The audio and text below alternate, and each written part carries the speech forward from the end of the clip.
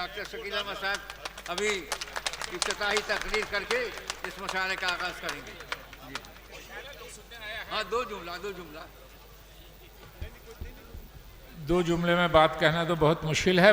मैं चाह रहा था कि मुशायरे की बाज़ाब्ते शुरुआत हो जाए। लोग शोरा और शायरात को सुनने आए हैं। मुअज़्ज़िज़ ख़वातीन व हज़रात, स्टेज पे जलवा अफरोज़ इम्तियाज़ अहमद करीमी साहब, दिलीप कुमार चौधरी जी, नजमुल हसन साहब, मुज़क्किर खां साहब और इस मुशायरे की रूह रवां जो हर साल हम लोगों को यहाँ बुलाते हैं, खाना भी अच्छा खिलाते हैं और शेर व अदब से रोशनास भी कराते हैं। सुल्तान शमशी साहब, गज़नफ़र साहब, गगन साहब और सबसे खुसूसी तौर पे आज जिस शायर के मजमूए कलाम की रस्म इजरा हुई है, अनवर कमाल साहब, मैं उनको तहे दिल से मुबारकबाद देता हूँ और ख़ुदा से दुआ करता हूँ कि अल्लाह करे ज़ोर कलम और ज़्यादा और इनके कलम की ताकत, शायरी की ताकत और बढ़े। आज बरदाहा का, मधुबनी का, दरभंगे का, मिथिला का नाम रोशन कर रहे हैं। हम उम्मीद करते हैं कि दुनिया में जहाँ जहाँ जाएंगे अपनी ज़मीन का नाम रोशन करेंगे, अपने अजदाद का नाम रोशन करेंगे, अपनी तालीम, अपने बुज़ुर्गों का नाम रोशन करेंगे। मैं इन्हीं नेक ख्वाहिशात के साथ उन्हें दिली मुबारकबाद देता हूँ। उनके मजमूए का नाम है नमी दानम। मैं जहाँ तक जानता हूँ, नमी दानम का मतलब कि मैं नहीं जानता या मैं नहीं समझता। बहुत पुराना एक फिल्मी गीत है, ज़बान यार मन तुर्की व मन तुर्की नमी दानम, यानी मेरे यार की ज़बान तुर्की है और मुझको नहीं आती है। ये आजिज़ी और इनकिसारी का उन्वान है उनके किताब का, उनके शेरी मजमूए का। और यही बताता है कि एक शायराना ताल्ली होती है जो मक्ते में इस्तेमाल करते हैं शायर, लेकिन अपनी जो ये है इनकी शायरी का जो किताब है, जो मजमुआ है, उसका नाम नमी दानम रखना ये आजिज़ी और इनकिसारी की बात है। मैं इसलिए भी इनको बहुत मुबारकबाद देता हूँ। उर्दू शायरी के ताल्लुक़ से करीमी साहब कह रहे थे, मैं जब भी जाता हूँ एक उर्दू से मोहब्बत करने वाले इंसान की हैसियत से मुझको लगता है कि मेरा फ़र्ज़ है कि मैं बताऊँ। बहुत सही कहा करीमी साहब ने कि हिंदी और उर्दू दोनों एक ही ज़बान है, मगर बदकिस्मती ये है कि उर्दू को टोपी पहना दी गई, उर्दू को मुसलमान बना दिया गया। ये सच्चाई नहीं है। बिहार का मुसलमान उर्दू बोलता है तो हिंदी भी बोलता है, लेकिन कर्नाटक का मुसलमान कन्नड़ बोलता है, वहाँ के हिंदू भी कन्नड़ बोलते हैं, वहाँ के मुसलमान भी कन्नड़ बोलते हैं। आप चले जाइए आंध्र प्रदेश और तेलंगाना में, वहाँ के मुसलमान भी तेलुगु बोलते हैं और वहाँ के गैर मुस्लिम भी तेलुगु बोलते हैं। आंध्रा के मुसलमानों की ज़बान, मैं तकरीर करने इलेक्शंस में जाता रहता हूँ, हैदराबाद के बाद 40-50 किलोमीटर के बाद अंदर में कोई उर्दू नहीं समझता है, सब तेलुगु में बात करते हैं।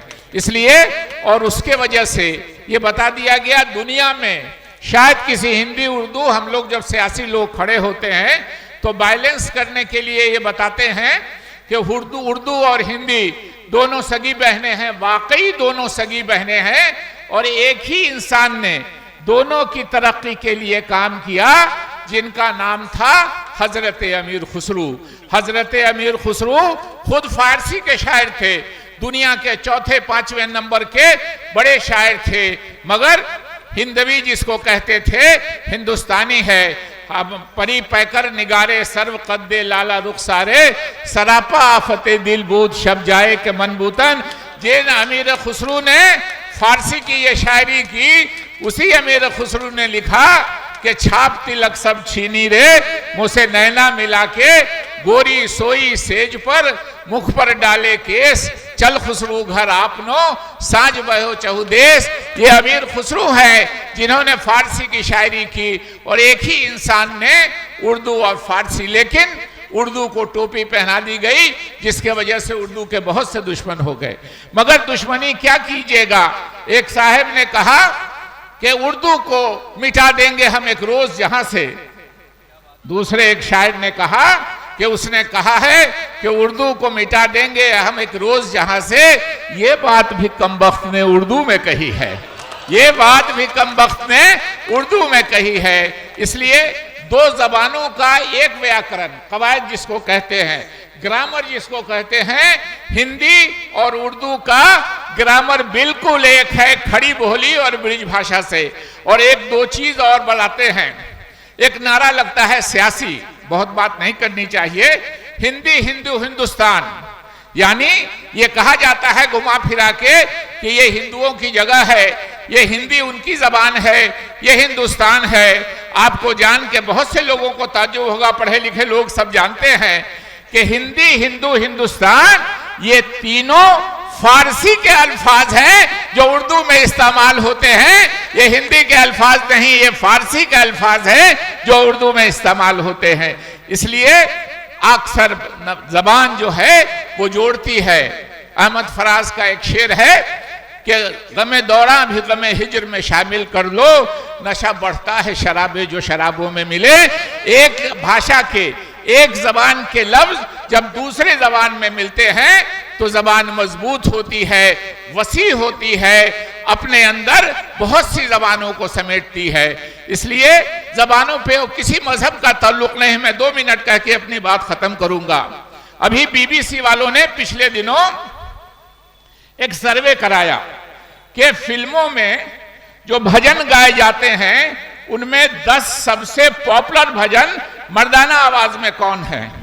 आपको जान के ताज्जुब होगा कि 10 भजन में से 6 भजन जो सबसे पॉपुलर भजन है वो शकील बदायूनी का लिखा हुआ, और 4 भजन साहिर लुधियानवी के लिखे हुए।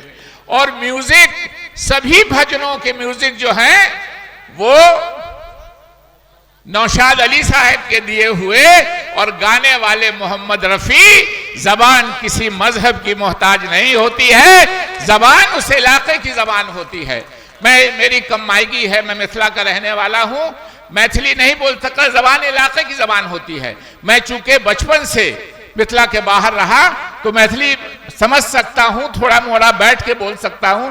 तकरीर करने में थोड़ी शर्म आती है, झिझक होता है। दिलीप बाबू हंस रहे हैं, लेकिन मैं जानता हूं सैकड़ों घराना है यहाँ, मुस्लिम समाज के लोग हैं जो आपस में मैथिली में बातें करते हैं, इसलिए कि मैथिली इस क्षेत्र की जबान है। और जबान जो होती है वो हमेशा इलाके की होती है, क्षेत्र की होती है, किसी जात और किसी मजहब की नहीं होती है। इसलिए मैं सुल्तान शमसी साहब को, इस गंगा जमनी तहजीब को एक बार नहीं कई बार, और जितनी बार पढ़ा सुल्तान साहब ने कि ये मुशायरे उन्होंने करवाए, उनमें से आधा से ज्यादा बार मैं यहाँ आकर, मुझको यहाँ बुलाकर उन्होंने इज्जत बख्शी है। मैं उनका शुक्रिया अदा करता हूँ। मैं जानता हूँ मैंने ज्यादा बोल दिया, आप यहाँ शोरा और शायरात को सुनने आए हैं। मैं आपको एक अच्छे मुशायरे की, मगर दिल में अगर किसी को है कि उर्दू हिंदी में कोई तफरीक है तो हिंदी कहाँ है? जहां हिंदी है वहीं उर्दू है। बंगाल में चले जाइए अंदर में, कलकत्ता के बाद, आसनसोल के बाद, तो आपको बंगला वाले मिलेंगे, हिंदू मुसलमान सब। बिहार में हिंदी है तो बिहार में उर्दू है, यूपी में हिंदी है तो यूपी में उर्दू है। जहां जहां उर्दू है वहां वहां हिंदी है, और जहां जहां हिंदी है वहीं वहीं उर्दू है। इसलिए इन भाषाओं में आपस में कोई नफाक नहीं होनी चाहिए। सब मिलके भाषाएं एक दूसरे से मिलती हैं।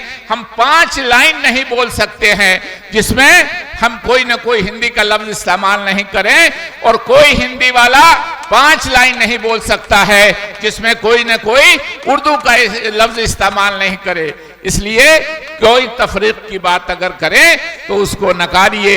हम सब एक मुल्क के, एक समाज के रहने वाले हैं, और हम एक दूसरे से जितना जुड़ेंगे हमारी भाषाएं उतनी मजबूत होंगी। और एक ही कह रहा था मैं, अमीर खुसरू साहब ने दोनों जबानों को बढ़ाया। जिस पे संस्कृत का असर ज्यादा हो गया वो हिंदी कहलाई, और जिस पे फारसी का असर ज्यादा हो गया वो उर्दू कहलाई। इसलिए एक बार फिर सुल्तान शमसी साहब का शुक्रिया अदा करते हुए, और नौजवान शायर अनवर कमाल साहब को नबी दानम के लिए दिल से मुबारकबाद देते हुए अपनी बात खत्म करता हूं। बहुत बहुत शुक्रिया। खुदा हाफिज।